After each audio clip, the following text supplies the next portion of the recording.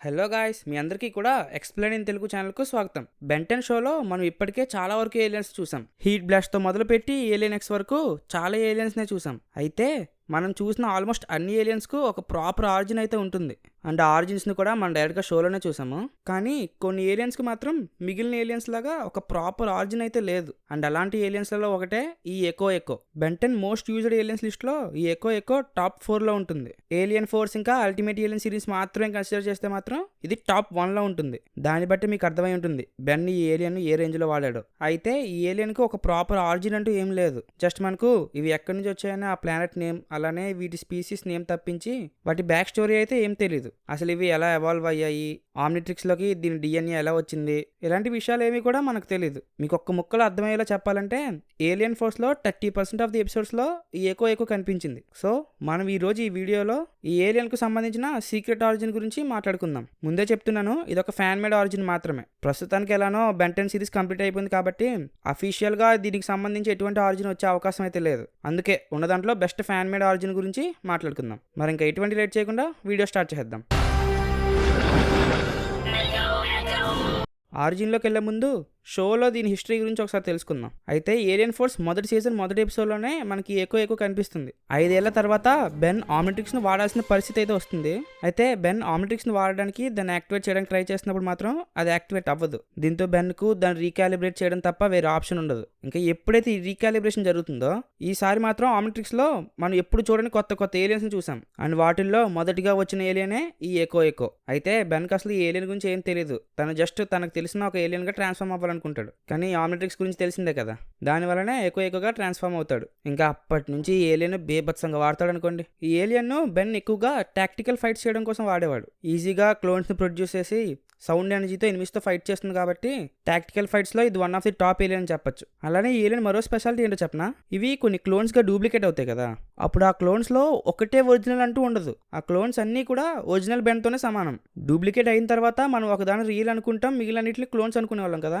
ఒకవేళ క్లోన్ కాకుండా real echo destroy అయిపోయింది అనుకోండి, అప్పుడు మిగిలిన క్లోన్స్లో దేనికో దానికి ఒరిజినాలిటీ అనేది వస్తుంది. ఒక ఎపిసోడ్లో బెన్ ఎకోగా మరి కెవిన్తో ఫైట్ చేస్తున్నప్పుడు కెవిన్ అక్కడున్న క్లోన్స్ అన్నింటినీ డిస్ట్రాయ్ చేసేస్తాడు. అప్పుడు అందరూ బెన్ చచ్చిపోయాడని అనుకున్నారు. కానీ బెన్ తెలివిగానే ఒక క్లోన్ తీసుకెళ్లి కార్ డిక్కీలో దాచుంచాడు. సో ఎప్పుడైతే ఈ క్లోన్స్ అన్ని డిస్ట్రాయ్ అయిపోతాయో కార్లో ఉన్న ఆ లాస్ట్ క్లోన్ ఒరిజినల్ ఎకోగా మారింది. సో ఇప్పుడు మీకు దీని స్పెషాలిటీ అర్థమయ్యే ఉంటుంది. ఇంక మనం ఇప్పుడు ఏలియన్ యొక్క స్పీసీస్ గురించి అలానే వాటి ప్లానెట్ గురించి మాట్లాడుకుందాం. అసలు ఇవి ఒక మామూలు లేబర్ రోబోట్స్ నుండి ఎనిమీస్తో ఫైట్ చేసేంత శక్తివంతంగా ఎలా ఎవాల్వ్ అయ్యాయనే దాని గురించి కూడా మనం ఈరోజు మాట్లాడుకుందాం. ఈ ఎకో ఏలియన్ స్పీసీస్ పేరు వచ్చేసి సోనోరోసియన్. ఈ సోనోరోసియన్స్ గురించి మనకు తెలియాలంటే మనం ముందు సోనోరోసియా ప్లానెట్ గురించి తెలుసుకోవాలి. అయితే ఈ సోనోరోసియా ప్లానెట్ అనేది జీవం లేని ఒక బీడ భూమిగా ఉండేది. ఈ ప్లానెట్లో వాటర్ కానీ లైఫ్ కానీ ఏమీ ఉండవు. ప్లానెట్ అంతా కూడా రాళ్లతోనూ ఇసుకతోనూ నిండిపోయి ఉంటుంది. పెద్ద కొండలు లోయలు ఉంటాయి. ఈ ప్లానెట్ మీద ఉన్న లోయలు ఎంత లోతుగా ఉంటాయంటే అవి డైరెక్ట్గా ఈ ప్లానెట్ యొక్క మ్యాంటల్ని టచ్ అవుతాయి. అండ్ ఈ లోయలు ఈ గ్రహం మీద ప్రతి చోట ఉంటాయి. ప్రతి లోయ కూడా డైరెక్ట్గా మ్యాంటిల్ని టచ్ అవుతుంది. ఈ విధంగా లోయలన్నీ మ్యాంటిల్ని టచ్ అవడంతో ప్లానెట్ అంతా కూడా మ్యాంటిల్కి ఓపెనింగ్స్ ఉంటాయి. దీనివల్ల అసలు గ్రావిటీ అనేది ఎప్పుడూ ఒక బ్యాలెన్స్లో ఉండదు. ప్లానెట్ రొటేషనల్ ఫోర్స్ కూడా సరిగ్గా ఉండదు. అండ్ వీటన్నిటి కారణంగా ఈ ప్లానెట్ అనేది ఒక ఎలక్ట్రోమాగ్నెటిక్ పోల్గా మారిపోయింది. ప్లానెట్ సైజ్ కూడా చాలా పెద్దగా ఉంది. దీంతో ఆ ప్లానెట్ చుట్టూ ఉన్న ఒక 30 లైట్ ఇయర్స్ దూరంలో ఎటువంటి రేడియో వేవ్స్ కానీ సిగ్నల్స్ కానీ ఫ్రీక్వెన్సీస్ కానీ ఉన్నా వాటన్నిటిని దీని వైపు లాక్కునేది. అండ్ అంత మొత్తంలో ఫ్రీక్వెన్సీస్ను అట్రాక్ట్ చేయడం వల్ల ఈ ప్లానెట్ చుట్టూ ఒక అయోనైజర్ ఫీల్డ్ అనేది ఏర్పడింది. మన భూమికి అట్మాస్ఫియర్ ఎలాగో ఈ ప్లానెట్కు అయోనైజర్ స్పియర్ అలాగా. అండ్ ఈ అయోనైజర్ స్పియర్ వల్ల ఆ ప్లానెట్ మీద ఎప్పుడు కూడా ఇసుక తుఫాన్లు వచ్చేవి. అండ్ ఈవెన్ మెరుపులు కూడా చాలా ఎక్కువ వచ్చేవి. అయితే ఇంత దారుణంగా ఉన్న గ్రహం ఒకప్పుడు ఇలా ఉండేది కాదు. ఒకప్పుడు ఈ గ్రహం అనేది మోస్ట్ అడ్వాన్స్డ్ టెక్నాలజీతో మోస్ట్ ఇంటెలెక్చువల్ సివిలైజేషన్తో ఉండేది. అండ్ ఆ మోస్ట్ ఇంటెలెక్చువల్ సివిలైజేషన్కు కారణమైన స్పీసీస్ అల్లా లోరెన్స్. అసలుకు ఈ సోనోరోసియా గ్రహం అనేది ఈ అల్లా లోరెన్స్ స్పీసీస్కు హోమ్ ప్లానెట్ లాంటిది కాదు, హోమ్ ప్లానెటే. అయితే ఈ స్పీసీస్ చూడడానికి నీలంగా చాలా బలహీనంగా కనిపించేవారు. అయితే ఈ స్పీసీస్కు పెద్దగా ఫిజికల్ పవర్ ఏమి ఉండదు. కానీ ఇంటెలెక్చువల్గా వీళ్ళు చాలా టాప్లో ఉండేవారు. చాలా అంటే చాలా తెలివైన వాళ్ళు. మరి అంత తెలివితేటలు పెట్టుకున్న వాళ్ళు ఊరికే కూర్చుంటారా చెప్పండి? మన వాళ్ళు కూడా హైలీ అడ్వాన్స్డ్ వెపన్స్ అన్ని తయారు చేసి వేరే వేరే గ్రహాలకు అమ్మేవారు. మొదట్లో అంతా బాగానే ఉండేది, కానీ పోను పోను ఆ వెపన్స్ని తయారు చేయడానికి వీళ్ళు ఈ ప్లానెట్ మీద ఉన్న రా మెటీరియల్స్ మొత్తాన్ని వాడేశారు. సింపుల్గా చెప్పాలంటే ఈ ప్లానెట్ మీద అప్పుడుండే ప్రకృతిని మొత్తం నాశనం చేశారు. చివరికి ఈ గ్రహాన్ని వాళ్ళు కూడా ఉండలేనంత దారుణమైన పరిస్థితికి తీసుకెళ్లారు. అందుకే ఇప్పుడు ఈ ప్లానెట్ అనేది ఒక లైఫ్లెస్ ప్లానెట్ గా మిగిలిపోయింది. అయితే ఈ అల్లాలవరెన్స్ స్పీసీస్ ఏమయ్యారో ఎవరికీ తెలియదు. కొంతమంది వేరే గ్రహానికి మైగ్రేట్ అయిపోయారని అంటారు, కొంతమంది అప్పుడే అంతమైపోయారని కూడా అంటారు. కానీ నిజానికి ఏం జరిగిందో ఎవరికీ తెలియదు. ఇంకా ప్రజెంట్కి వస్తే ఇప్పుడున్న ఈ లైఫ్లెస్ ప్లానెట్ మీద ఒక 2 స్పీసీస్ అయితే నివసిస్తున్నాయి. ఆ రెండింటి గురించి ఇప్పుడు మాట్లాడుకుందాం. మొదటి స్పీసీస్ శానావాక్స్. అయితే ఈ ప్లానెట్ సర్ఫేస్ మీద ఎప్పుడు కూడా మెరుపులు పడతాయని చెప్పాను కదా, అండ్ అక్కడ ఎన్విరాన్మెంట్ అంతా కూడా అయోనైజ్ అయి ఉంటుందని చెప్పాను కదా.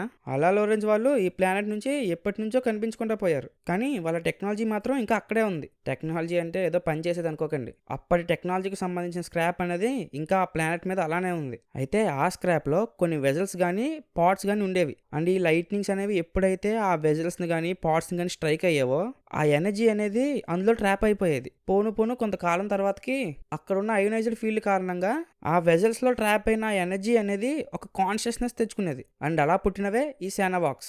అయితే ఈ లైట్నింగ్ స్ట్రైక్స్ అనేవి ఎప్పుడు వస్తుంటాయి కదా, సో ఎప్పుడైనా వెజల్స్ టైప్ మిషన్స్ కానీ పార్ట్స్ కానీ ఈ లైట్నింగ్ స్ట్రైక్స్ గురైనప్పుడు ఈ శానావాక్స్లు పుట్టుకొచ్చేవి. లైట్నింగ్ ఎక్కడ పడుతుందో మనం కరెక్ట్ గా చెప్పలేం కదా, అలానే ఈ శానావాక్స్లు కూడా ఎక్కడెక్కడ పుడతాయో కూడా మనం కరెక్ట్ గా చెప్పలేం. అయితే ఈ శానావాక్స్లు తమ చుట్టూ ఉండే ఫ్రీక్వెన్సీని వేవ్స్ గా మార్చుకునే పవర్ ఉంటుంది, అండ్ ఆ పవర్తో వాళ్ళు ఎటువంటి లాంగ్వేజ్ అయినా అర్థం చేసుకోగలరు. సింపుల్గా చెప్పాలంటే మనం కంప్యూటర్లో ఎటువంటి కోడింగ్ ఇచ్చినా చివరికి కంప్యూటర్ మాత్రం దాన్ని బైనరీ కోడ్ కింద కన్వర్ట్ చేసుకుని అర్థం చేసుకుంటుంది. సేమ్ వీళ్ళు కూడా అంతే. ఇంకా ఈ శానావాక్స్లు ప్రతిరోజు కూడా తమలాంటి వాళ్ళ కోసం వెతుకుతూనే ఉండేవి. ఎక్కువగా లైటింగ్ స్ట్రైక్స్ ఎక్కడ పడుతున్నాయో అలాంటి చోట్ల ఎప్పుడు వెతుకుతూనే ఉండేవారు. ఎప్పుడైనా ఒక కొత్త శానావాక్స్ పుడితే దాన్ని తమలో చేర్చుకునేవారు. ఇంకా అల్లాలవరెన్స్ వాళ్ళ టెక్నాలజీలో నాశనం అయిపోయిన స్క్రాప్ అంతా ఉంటుంది కదా, ఆ స్క్రాప్ని వాడుకుని వాళ్ళు ఒక కాలనీని సృష్టించుకున్నారు. ఇది మన శానావాక్స్లు కదా. అయితే మనం ఇప్పటివరకు సర్ఫేస్ మీద ఉన్న స్పీసీస్ గురించి మాట్లాడుకున్నాం కదా, ఇప్పుడు సర్ఫేస్ కి కింద అండర్ గ్రౌండ్ లో ఉన్న స్పీసీస్ గురించి మాట్లాడుకుందాం, అండ్ వాళ్ళే సోనోరోసియన్స్.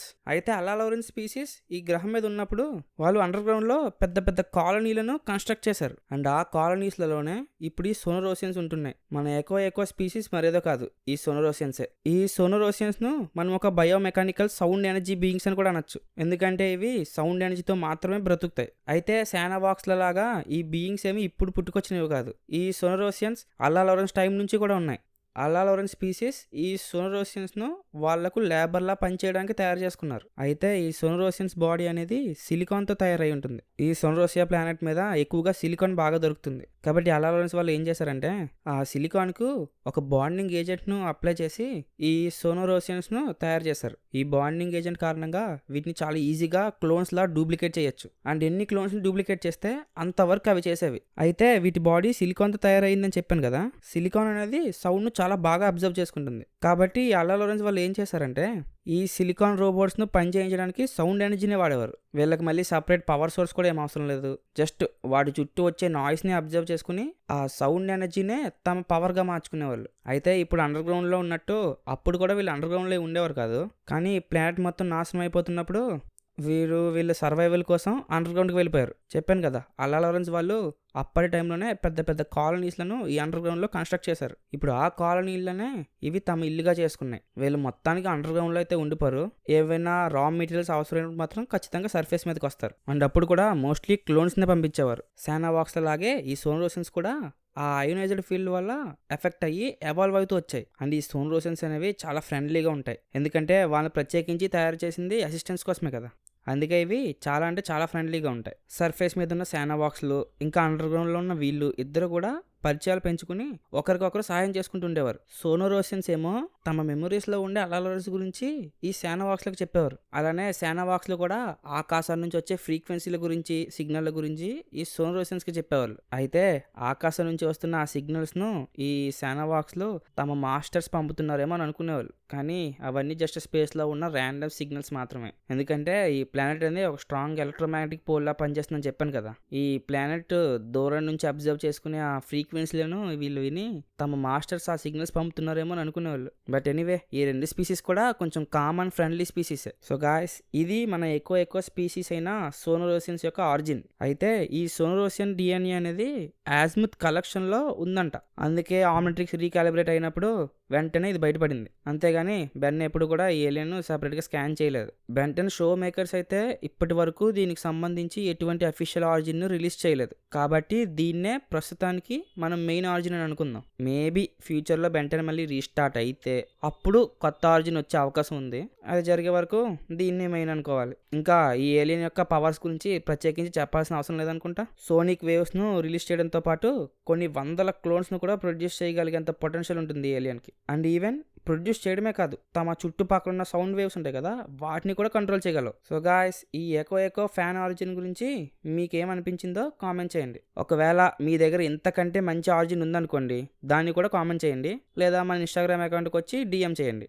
అన్నట్టు చెప్పడం మర్చిపోయాను, మనం ఆల్రెడీ ఒక ఇన్స్టాగ్రామ్ అకౌంట్ అయితే క్రియేట్ చేయడం జరిగింది. అందులో కూడా రెగ్యులర్గా కంటెంట్ పోస్ట్ చేయడానికి ట్రై చేస్తాను. సో మీకు ఇంట్రెస్ట్ ఉంటే దాన్ని కూడా ఫాలో చేయండి. ఇంకా వీడియో నచ్చితే లైక్ చేసి ఛానల్ను సబ్స్క్రైబ్ చేసుకోవడం మాత్రం మర్చిపోకండి. అలానే నెక్స్ట్ వీడియోస్కు మీ దగ్గర ఏమైనా సజెషన్స్ ఉంటే కామెంట్ చేయండి. ఇంకా మళ్ళీ మనం మరొక వీడియోలో కలుసుకుందాం. Thank you friends.